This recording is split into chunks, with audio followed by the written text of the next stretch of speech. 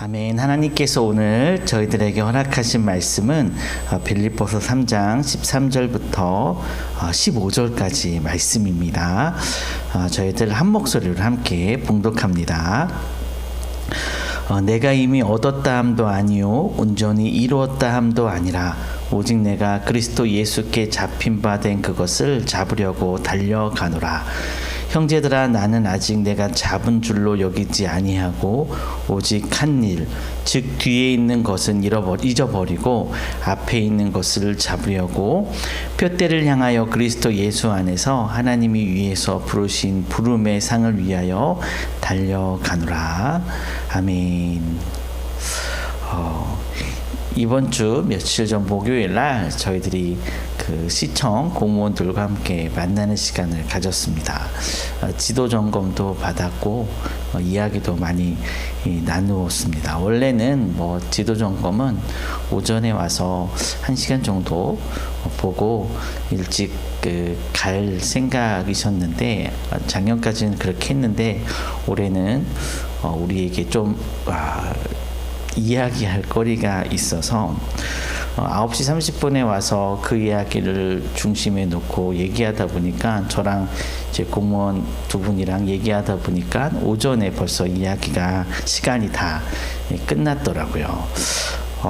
잠시 후에 광고 시간에 제가 이건 예배 이외의 내용이니까 자세하게 좀 말씀드리겠지만 이제는 아주 깊은 강, 우리를 죽음으로 몰아넣을 수 있는 강은 잘 건넌 것 같습니다. 이제 우리 앞에 놓여져 있는 산들을 어떻게 슬기롭게 그리고 함께 넘을까 이렇게 고민하고 실천하면 되는 상황이 되었습니다.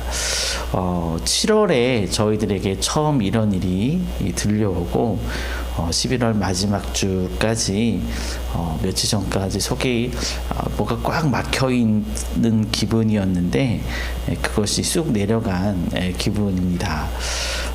목요일날 지도 점검을 마치고 마침 그날 서울에 예배가 있어서 사당동, 일산 오후 5시 넘어서 사당동에 가서 이제 설교를 하는데 오후 5시에 사당동 가는 길이 얼마나 막히겠어요.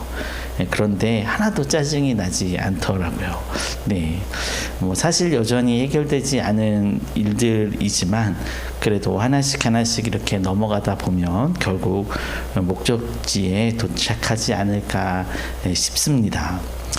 이런 얘기를 먼저 드리는 이유는 바로 이 목적지를 하고 싶어서입니다. 우리의 목적지는 분명합니다. 믿음의 정도는 조금씩 다르겠지만 우리는 완전한 회복과 하나님 나라의 안식 그리고 생명 그 구원을 향해서 지금 나아가고 있습니다. 하나님 나라로 향하는 과정은 정말 다양한 것들로 채워져 있습니다. 당연히 행복하고 즐거운 것도 많겠지만 어려움과 또 다른 환난들이 우리 앞에 있습니다. 우리 모두가 하나님 나라에 이르기까지 즐겁게 즐기면서 또 교제하면서 가면 좋겠지만 우리들의 삶은 그렇지는 못한 것 같습니다. 어거스틴은 우리들의 삶을 향해서 우리는 구속되었으나 정욕과 싸우는 나그네이다 라고 말했습니다. 구원은 받았고 생명은 확증받았지만 여전히 정욕이라고 말하는 많은 욕심들, 탐심들 그리고 이 세상에서 우리 눈에 보이고 또 우리들을 유혹하고 또 어쩔 수 없이 우리들도 이 세상에 살다 보니까 그것과 함께 또 때로는 타협하고 또 싸우면서 지내는 나그네입니다. 라이트는 우리는 새 창조의 조각을 살면서 여전히 세상의 깨어짐 속을 걷는다라고 말하고 있습니다. 옛 창조는 어떻게 됐습니까? 타락으로 인해서 완전히 깨어져 버리지 않았습니까? 그래서 우리들은 새로운 창조의 조각들을 살지만 여전히 과거에 깨져버린 그런 타락의 결과물들 가운데 살아가고 있습니다. 우리는 완전하지 않은 하나님 나라와 깨어져 버린 세상에서 살아가는 존재들입니다. 이런 과정에서 우리는 선택할 수 있습니다. 고난과 불안의 삶일 수밖에 만약에 우리가 없다면, 또 깨어진 그런 예창주의 삶을 살 수밖에 없다면, 지금처럼 여전히 나의 욕심과 탐심으로, 정욕으로 세상과 타협하면서 복잡한 삶을 살 것인지, 아니면 예수님께서 새 창조를 이루시고 저희들에게 조언해 주셨던 복음서에서 언급되고 있는 새로운 고난의 삶을 살지 우리들은 선택할 수 있습니다. 저희들 말씀 한번 같이 잠깐 찾아서 읽어볼까요? 마태복음 5장 10절에서 12절 말씀입니다. 우리 같이 한번 찾아서 읽어보겠습니다. 의를 위하여 박해를 받은 자는 복이 있나니 천국이 그들의 것임이라. 나로 말미암아 너희를 욕하고 박해하고 거짓으로 너희를 거슬려 모든 악한 말을 할 때에 너희에게 복이 있나니 기뻐하고 즐거워하라. 하늘에서 너희의 상이 큼이라. 너희 전에 있던 선지자들도 이같이 박해하였느니라. 아멘. 저는 우리가 일단 고난받는 인생이라면 이런 식의 고난을 우리가 선택할 수도 있다라는 생각을 해보았습니다. 특별히 저는 하나님께서 종종 말씀을 통해 우리가 당하는 고난에 관해서 이렇게 너무 자연스럽게 말씀하고 계시다라는 느낌을 받습니다. 예전에는 이렇게 생각했습니다. 원래 나는 죄인이니까 고난이 나에게 찾아와도 우리가 하나님께 불평할 수 없는 것은 나는 원래 죄인이고 내가 받아야 할 것들이었으니까 이거는 당연하다라고 여겼습니다. 그런데요, 많은 사람들이, 하나님의 성품을 연구하는 많은 사람들이 조금 이상하다라고 말합니다. 나에게 찾아온 고난이 지금까지 우리가 생각했던 것과 다를 수도 있다라고 말합니다. 이런 것들이죠. 저도 똑같은 부모로서, 아빠로서 어찌 자녀들의 고난을 당연하게 다루겠습니까? 만약 제가 능력이 많고 많다면, 이 세상의 기준으로 실력이 많고 능력이 많다면 저는 사랑하는 가족들의 고난을 예측하고 예방할 것입니다. 자녀들에게는 최고의 교육 환경을 제시하고 또 교사도 붙여주고 개인 교습도 만들어주고, 시간이 아까우니까 집으로 다 불러들이는 거죠. 그리고 바깥으로 나아갈 때에는 기사도 붙여주고 또 보호자도 붙여주고 이렇게 하겠죠. 전능하신 하나님은 당연히 우리가 한 톨도 아프지 않도록 보호하시고 확실한 방법으로 인도하실 수 있는 분이십니다. 하지만 우리는 여전히 왜 이런 아픔과 불안 그리고 갈망 가운데 살아가고 있을까요? 역시나 우리들의 선지는 이런 주제를 놓고 참 여러 가지로 말씀하고 계십니다. 그 중에서도 제가 수용할 수 있는 부분들, 쉽게 이해가 되는 거, 그 중에서 우리가 이 시간을 통해서 논의할 수 있는 거 딱 두 가지만 말씀을 드리면, 첫 번째, 왜 하나님은 우리들을 이렇게 완벽하게 보호해 주지 않는가? 첫 번째는 무엇입니까? 고난. 우리들에게 찾아온 이 고난은 우리의 문제가 아니라 우리가 거하는 이 땅의 문제이기 때문에 그렇습니다. 우리 선진들의 연구 결과물입니다. 나에게 찾아온 고난이니 우리는 내 문제라고 생각합니다. 내 문제, 내 잘못, 내 실수, 내 죄, 이것의 결과로 우리가 이런 여러 가지 환난 중에 경제적이건 관계적이건 건강적이건 이런 것들을 당한다, 이렇게 상식적으로 생각합니다. 이것도 성경에서 보면 100% 틀린 말은 아닙니다. 하지만 조심스럽게, 그리고 더 크게 우리 신학자들은 이렇게 연구하고 있습니다. 정말로 이것이 내 문제라면, 이것이 내 문제 때문에 찾아온 일이라면 우리들은 이 정도만 환난당하지 않을 것이다 라는 점입니다. 우리가 그렇게 어설프게 약한 죄를 짓는 사람이었습니까? 에덴 동산에서 우리들의 선진 그리고 믿음을 가지고 있다는 우리들의 모습을 생각해 보면 우리들이 당하고 있는 이런 일들은 우리들의 죄 때문이라면 벌써 우리는 죽고 10번이라도 100번이라도 더 큰 고난을 당하는 것이 정상일 것입니다. 어거스틴은 우리가 살고 있는 세상을 타락의 질서를 따르는 곳이다 라고 말하고 있습니다. 깊은 막장에서 나온 사람들은 막장의 그런 환경을 몸에 붙이고 지상으로 오지 않습니까? 저 사람들이 일부러 막 무척했습니까? 그곳에서 일했기 때문에 그 막장의 검은 그런 모든 검은 것들을 얼굴에, 손에, 심지어 폐 안까지 가지고 나오는 것 아니겠습니까? 우리의 고난의 당연한 이유는 우리의 잘못이기 전에 우리가 타락한 이곳에 있기 때문입니다. 그래서 우리들에게 찾아오는 이런 환경들, 우리가 별로 좋아하지 않는 그런 환경들은 당연할 수밖에 없는 이 땅의 산물이다. 이것이 우리 선배들, 믿음의 선배들이 말하고 있는 첫 번째 모습입니다.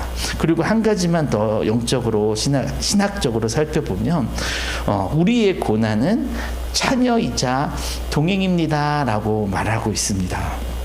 우리가 향하고 있는 하나님 나라의 핵심은 회복이나 평안 그리고 안식 이전에 이 모든 것을 주관하시는 하나님입니다. 하나님 나라의 핵심은 무엇이라고요? 바로 하나님이십니다. 하나님 나라를 향하는 우리들은 이 세상에서 하나님이신 그리스도의 길을 따라가고 있습니다. 우리가 완전한 하나님 나라를 향하는 그 과정 속에 있다라고 우리가 살펴보지 않았습니까? 하나님 나라라는 이정표를 따라갈 때 우리는 소개받습니다. 예전에 이 길은 그리스도께서 가셨던 길입니다. 우리가 걷고 있는 이 길은 그리스도께서 가셨던 길이고 우리가 앞에서 여러 길을 선택할 수 있는데 저 길이 바로 그리스도께서 가셨던 길입니다. 그럼 우리는 어느 길을 선택할 수밖에 없습니까? 당연히 하나님이 가신 길을 선택할 수밖에 없는 거죠. 그런데 그 길은 어떤 길입니까? 우리가 아는 것처럼 바로 좁은 길이고 십자가의 길이다라고 말하고 있습니다. 예수님은 이 고난의 길을 처음 개척하셨습니다. 그리고 심지어 십자가를 짊어지며 그 험한 길을 개척하시며 가셨습니다. 다행히도 우리는 어떻습니까? 예수님이 개척하시고 그리고 우리들의 정말 믿음의 선진들 누구는 박해로 순교로 역시나 십자가에 매달리는 예수님처럼 온갖 고생 우리 선배들도 신사참배의 일제시대에 신사참배에 거부하면서 불타 죽기도 하고 그래서 그 길을 따라가지 않았습니까? 이 험한 산길을 갈 때 처음에 간 사람은 뭐 가시에도 찔리고 하지만 한 사람, 두 사람, 10사람, 100사람, 1000사람 이렇게 가면 이 등산로가 이렇게 생기는 것처럼 우리도 그 길을 가고 있습니다. 우리는 바로 이런 예수님 그리고 믿음의 선진들의 덕을 볼 뿐만 아니라 그리고 성령님이라는 또 다른 한 분의 하나님의 도우심을 받고 있습니다. 그래서 우리가 지금 이렇게 우리들의 선진들보다 예수님보다 좀 더 수월하고 좀 더 재미나고 교제하면서 이 십자가의 길을 가고 있다라고 말할 수 있습니다. 그래서 우리는 이 고난의 길을 나의 욕심과 거짓 때문에 당하는 고난이 아니라 우리가 읽었던 복음서의 말씀처럼 하나님 때문에 생명 때문에 당하는 고난으로 이런 것들로 채워져 있고 그것이 너무 좋다라는 그런 하나님의 말씀에 귀 기울입니다. 이렇게 우리들의 가고 있는 하나님의 나라의 길을 정리하면 우리가 바라볼 곳은 우리의 후회가 자리 잡은 과거도 아니고 그리고 여전히 아쉬운 현재도 아닙니다. 우리가 오늘 읽은 본문의 말씀처럼 우리는 앞을 향합니다. 위에서 말씀하시는 하나님의 부르심을 쫓습니다. 다시 한번 오늘 말씀을 같이 한번 읽어보았으면 좋겠습니다. 이 말씀을 정리하고자 합니다. 내가 이미 얻었다 함도 아니요 온전히 이루었다 함도 아니라 오직 내가 그리스도 예수께 잡힌 바 된 그것을 잡으려고 달려가노라. 형제들아, 나는 아직 내가 잡은 줄로 여기지 아니하고 오직 한 일, 즉 뒤에 있는 것은 잊어버리고 앞에 있는 것을 잡으려고 표대를 향하여 그리스도 예수 안에서 하나님이 위에서 부르신 부름의 상을 위하여 달려가노라. 말씀을 마칩니다. 우리는 얻은 것도 없고 이룬 것도 그리고 자랑할 것도 없습니다 라고 고백합니다. 13절에 나오는 내가 예수 그리스도께 잡힌 바 된 그것을 우리가 잡는 그것은 무엇입니까? 바로 부활 생명을 의미합니다. 우리가 미숙하지만 이 땅에서 하는 어설픈 것들은 오직 사랑, 이것이 전부입니다. 실력이 부족한 사랑이기에 어설프고 효과적이지 않습니다. 저희들이 그렇습니다. 제가 그렇다고 말해야 될까요? 괜찮습니다. 저도 그렇고 우리 모두 사랑은 하지만 사랑 때문에 시작했지만 여전히 어설픈 것 같습니다. 미안하다라고 누군가 말하면 그의 대답 뭐가 들려올까요? 선생님들에게나 우리 서로의 공동체 가족들에게 제가 미안합니다라고 말할 때마다 우리 모두는 저에게 고맙습니다라고 대답하고 있지 않습니까? 미안합니다라고 말할 때 괜찮습니다라는 말이 어울리지만 우리 공동체는 제가 더 미안하고 더 고맙습니다라고 이렇게 화답하는 그런 공동체인 것 같습니다. 우리 가족들도 저한테 무엇인가를 주시면서 더 많이 하지 못해 미안합니다라고 할 때마다 저도 제가 더 미안합니다라고 또 말씀드리고 감사합니다라고 화답합니다. 우리 모두는 하나님이 가신 그 길을 걷고 있습니다. 여전히 아프지만 감동적이고 그리고 많이 결핍되어져 있지만 우리는 만족하며 이 길을 갈 수 있습니다. 이런 하나님의 길을 함께 사랑하며 걷는 우리 모두가 되기를 간절히 기원합니다. 아멘. 기도하겠습니다.